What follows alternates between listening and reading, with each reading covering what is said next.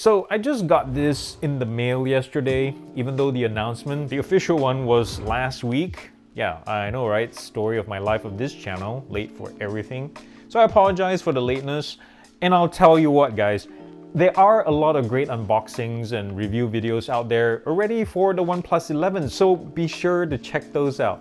Now, if you've heard more buzz than usual about this latest phone from OnePlus in the press, especially in the past few months leading up to this, it's because the marketing push that the company is trying so hard to get its fans back that it lost over the years, trying to go back to its roots of slapping flagship killing hardware without the flagship price. Well, starting at $700, it's off to a slightly rocky start. The 11 is no $300 OnePlus One, I'll tell you that much. So at this current MSRP, it's decidedly planted in the upper mid-tier or lower flagship in terms of price. So it is my job, therefore, then, to dig into this hot new thing and help you decide whether this should be on your shopping list for a new smartphone or not. And after this unboxing, by the way, I have a series of videos planned where I break things down a little bit more, like the camera experience, or how the phone is like to live with after 6 months of usage and promise updates, or what it's like to really tap into its top-tier hardware for editing and gaming, for example. So subscribe down below to get notified when they drop. Without wasting any more of your time, let's get to this. By this point, I've seen so many videos and photos of this phone, both in Eternal Black as well as this one, Eternal Green, even though the box kind of makes you think it's red. I really wish, by the way, that they had a OnePlus red option like this. That would be super awesome. OnePlus, are you listening? Dang it. But yeah, I've seen more media than it's healthy, so I can't wait to get my hands on this thing just to show you guys. Now, this has the OnePlus Hasselblad collaboration. This is the global release model, so if you looked at the Chinese videos or the unboxings, you see there's a different message on this side, in Chinese anyway. It says that basically OnePlus is the performance model, performance brand compared to its sister brand Oppo. And they're really serious here because, you know, they're putting in like fastest RAM and the Snapdragon 8 Gen 2. And we'll talk more about that or look at that in a second. And I can't wait to take this out of the box. Let's get the stickers open, and oh man, I'm excited here. How are you guys doing? Thank you for joining me. So never settle is their usual thing. And I think this has been, I guess a detriment to themselves, because the fans of the OG OnePlus and all the way up to 8 and all 7 and 8, people have been dropping like flies since then. And their fans are not settling. So they're like, we're done with this. OnePlus, you've been disappointing us. Price has gone up. Your update cycles suck and such like that. So, they never settle. And right now they want to get your trust back. And I hope that's the case. Oh my goodness. Let's check out the rest of the box first before we look at the phone proper. That's recyclable. And there we go, the Super VOOC charger, 80 watts. Let me make sure we're getting 80 watts. What is the camera? Yes, it's 80 watts because the Chinese release in other parts of the world for some reason get 100 watts, and they don't think Americans can take it for some reason. Or maybe they're just dishing it out to us. You guys suck for all the embargoes. We're giving you the 80 watt one. Anyways, we get an 80 watt charger, better than nothing, right? Compared to other phone manufacturers like these guys or whatnot. Yeah. And there we go, the red cable club. Check this out. Oh man, I love the cables. This has also seems like to have a memory to it. Like you can bend it and it will stay in place. You see that? And then you can straighten it out and it's back in form. So that's cool. All right, let's put this aside and check out the phone itself. Oh man. What version did OnePlus send me anyway? Let me check the box real quick. Oh my goodness, they sent me the highest end. So this is the 16 gig, 16 gig RAM and 256 gig storage. So this is the highest end model. If I remember correctly, it's $800 right now. Actually, right now on Amazon, you check the link down below. They're doing a $100 deal on the highest end model. It's the same price as the 8 gig one. Let's see, 128 gig version. So I think that's a better deal. You should go check that out while it lasts. That's, I think, their launch price. Let's peel this off. Oh my goodness. There's the Eternal Green right there. I wish this was black. I asked for the black model. They say they ran out of it because it's supposed to be grippier, and I like grippier phones. This as we all know, is a fingerprint magnet, but right off the bat, this is looking hot. I really like it. This has split the community. Some people don't like this. OnePlus calls this their black hole design. I think it's just it's an evolution of the 10, and some say it's probably like the 7. So it is what it is. I don't like that it's off center, but we'll figure that out. You know what it reminds me? Some people say it looks like a stovetop or something, but what it reminds me of, it's kind of like old school cameras, those multi-lens cameras. Anyways, OnePlus logo, Hasselblad labeling right there, and there is some sparkle around the glass surrounding the lenses right there. So 16 gig RAM, as I mentioned. This has the UFS 4.0, which is double the speed, data transfer speed of the UFS 3.1 that's available on the 8 gig model. So something to bear in mind, this utilizes a faster RAM. This is Eternal Green, pretty nice. I wish they had more color options like OnePlus Red like this. That would be super hot. Imagine this red on this. That would be super hot and people would be like stopping you everywhere.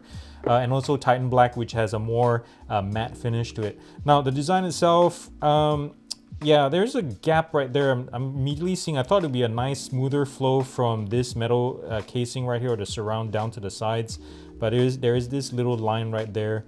But overall, I really like the feel of this. It's curved on the sides. I wish this was completely black, but it is nice in the hand, really solid. A little bit top heavy, just a bit, but not by much. Not as bad as some other phones out there. The build of this, stainless steel or aluminum frame all around. Right here is the speaker, and then another mic right there. Over at the bottom, we have the downward firing speaker, USB-C charging port, and a dual SIM card slot. And I wish I can show you that right now because I'm just using what I have in the box. And apparently, unlike the Chinese release, all you get is the OTG adapter. I don't see a SIM card ejector tool that the Chinese get. What the heck? We do get the stickers at least, and we don't have a case. They do have a case in China, and we got, again, 80-watt charger, no SIM card ejector. I'd rather have that than an OTG adapter, to be honest. But anyways, onto the alert slider. It's back again. This is awesome. Look at that. Hear that? Oh, that's a good feel. Power button is right there. Volume buttons on the volume rocker is in your opposite side. I wish this was a little bit more pronounced. The buttons, I know they're made to look like they're blended in with the side of the body, like it's almost not there. But I do wish a little bit more chunkiness to it, I guess, for buttons. I kind of prefer that for tactility. The rear primary camera is a Sony IMX890 50 megapixel sensor with optical image stabilization. It pixel binds down to 12.5 megapixels, but you can shoot with the whole 50 megapixels if you want to. I'm kind of curious how the color science and the sharpening, and the Hasselblad tuning, whether that factors into the 50 megapixels as well. My guess, not so much. Maybe a little bit. There's also a 48 megapixel ultra wide that has a peripheral view of 115 degrees. Hold on a second. Oh, that smells really nice. Just new stuff, man, new stuff. And what's unique to this phone is a portrait telephoto lens. It's not like a zoom lens that some people have said. It's specifically designed with 2x zoom for portrait shots only. It's mimicking like, Hasselblad camera, and we'll talk about that also in another video. Another integral part to the camera system is a 13-channel, as OnePlus calls it, AccuSpectrum light color identifier. Yeah, I didn't make that name up, but basically it's a sensor to analyze your scene, and then it figures out the best color and white balance and exposure and all that just to nail your shots, and we'll find out if that actually works. It's an upgrade from the 8-channel version from the 10. Now, over the front, yeah, I'm not a fan of offset selfie cams, I'll tell you what happened to keeping it at the center. The screen is a 6.7 2K 120Hz LiPo 3.0 AMOLED, so deep blanks, smooth scrolling and animations, great for general use and great for gaming. The pixel density is 525 ppi. There's Gorilla Glass Victus, not the latest Victus 2, and on the back here, if I remember correctly, is Gorilla Glass 5. So, it's breakable if you drop it. This is a 10-bit display, by the way, with Dolby Vision HDR support. This phone, for better or for worse, depending on who you ask, utilizes Oxygen OS 13, which in of itself is based off of Android 13, but with a skin and customizations that that's thrown on board to make it uniquely its own. And unlike stock, and this thing is still updating in the background. I'm pairing my account and just things are starting to populate slowly. But just during my brief time right now, this is what irks me. So this is not very one-handed friendly. Once you're in the app drawer, usually in the stock version of Android, you can swipe down to get back to home, but you can't do it from here. You have to do it slightly higher up and then do it there. It's not as fun. The other thing too is right here, if you swipe down, usually from stock Android, you get the notification bar, but here it pulls up a shelf. And I'm glad to hear that you can disable this. This kind of looks like an Apple thing, but yeah, I prefer to pull down the notification bar with one hand again. But in this case, you have to do it from the top. There are your usual controls. Let's see if I can, yeah, I'm gonna have to dig into this deeper. But the speed itself is nice. I like it. Usually I go into developer mode and, you know, speed up the animations just a little bit more, but just right off the bat, I feel like this is definitely very snappy. And by the way, I think I've already mentioned this, but it's worth mentioning again. This has 4 years of OS updates and 5 years of security updates, bi-monthly, of course. And I think the first update is already here really quickly, 1 week after. Let me see if I can find Android version. Let's just search for it. Is there a search? There you go. Update. I can't spell. Software update. Anything? Oh, you see, there it is. New version available. So OnePlus is holding on to their promise. They kind of sucked in the previous versions or previous models, but now they seem to like really want to up the game a little bit. So that's good. Since we're here, let's try out the camera. It launches pretty fast. Snap some photos. Nice and fast there. Video mode and night mode. I can't wait to test this out in the wild, guys. I'm going to be taking this out to Portland, Maine tomorrow and going to snap some shots of the city. Hopefully we'll get some good pictures. Hopefully the sun is out and everything. So fingerprint sensor, let's test this out. Wow, that's fast. That's really nice. It's not ultrasonic, it's optical still, but dang guys, that's pretty fast. Again, let's do this. Oh, that didn't do it that time. I've only programmed one finger so far, my thumb, or just one instance of my thumb. You can do it multiple times if you want to get it more accurate. And by the way, there is a little bit of a plastic screen protector right here that's pre-installed with the unit. So if you don't like it, you can always peel that off.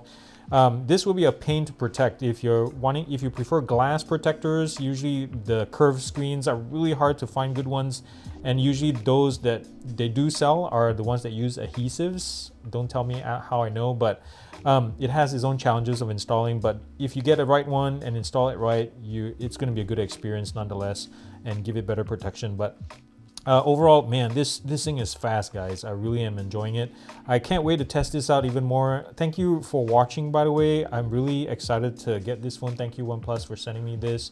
And I really want to test this out more for you guys for gaming and all that. I just bought this little controller right here to, you know, stick your phone in there. And I don't know if you've seen, some of you know this, you gamers, but this is, I like my Xbox controller, and this is really it. I really like it. I don't like all the, you know, the Joy-Con versions, and they all like make you squeeze your fingers and hands really tightly, and it gets really painful after a while. This really feels good, but I can't wait to test this out with some games and then benchmark it just for fun for you guys. Anyways, thank you so much for watching. Please subscribe, you know, thumbs up if you like this video, comment nicely down below. And remember to do something loving and kind for somebody in this world, because guess what? The world needs it more than ever, and it starts with you. And also, never settle. Peace out and God bless.